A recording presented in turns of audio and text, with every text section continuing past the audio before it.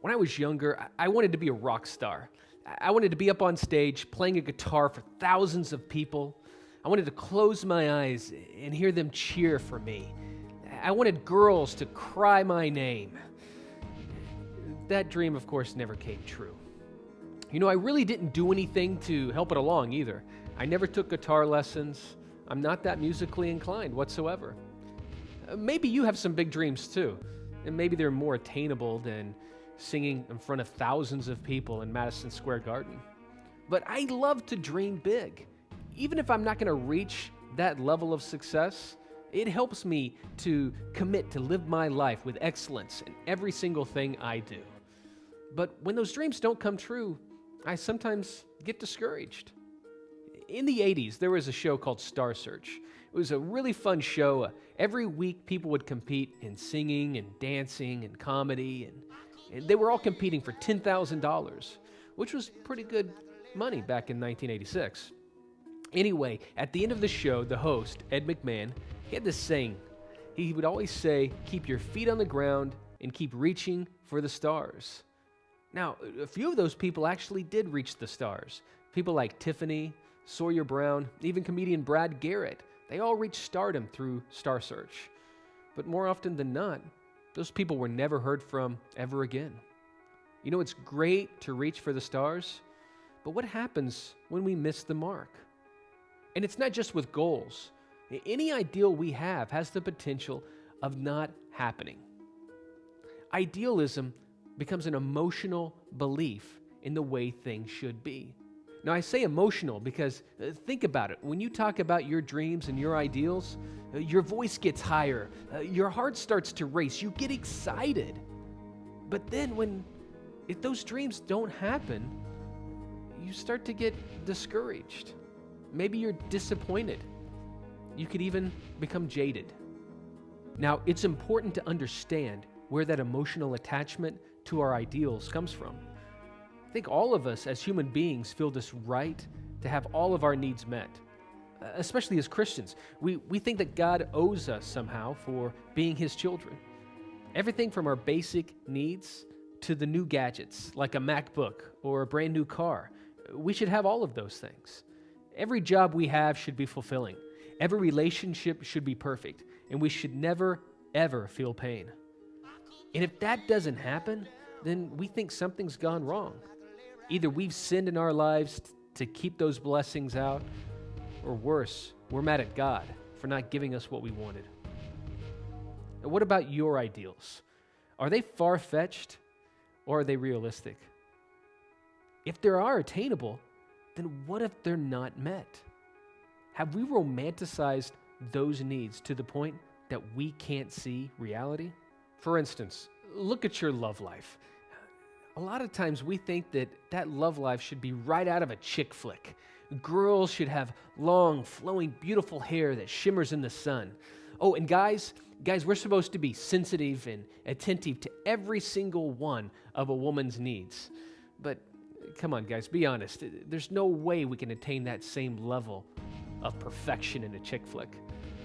I think sometimes we've so romanticized the relationship that reality can't keep up. Ideals, goal setting, even daydreaming, those aren't bad things. But when my ideals revolve around me in an unrealistic way, then my idealism becomes a danger, not only to myself, but to those around me. I disengage from reality and inflict pain on others. And I lose focus not only on myself, I lose focus on other people. I begin to think that the world has become this stage for my own personal performance. But just like my dreams of being a rock star, no one shows up. Proverbs 4:23 tells us to guard our hearts because that is the source of life. But how do we do that? How do we protect ourselves from disengaging from reality? Well, remember that romanticized chick flick love life? A friend of mine that I know, she guards herself from that happening. She knows that if she lets it get to her, then she's going to hold every guy to the same standard as Ryan Gosling in The Notebook. So instead, she's made a covenant not to watch any chick flicks at all. She doesn't watch romantic movies because she doesn't want to lose sight of reality. But I don't have a problem watching chick flicks. And maybe for you, maybe you're like me. You have problems watching your neighbors, seeing all the stuff they acquire and wondering when you're going to get to acquire that stuff.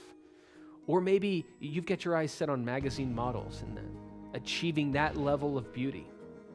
Well, when discontentment and cynicism rise up in our heart, we lose the joy in life. In this world, there's another reality. There's a spiritual conflict that happens.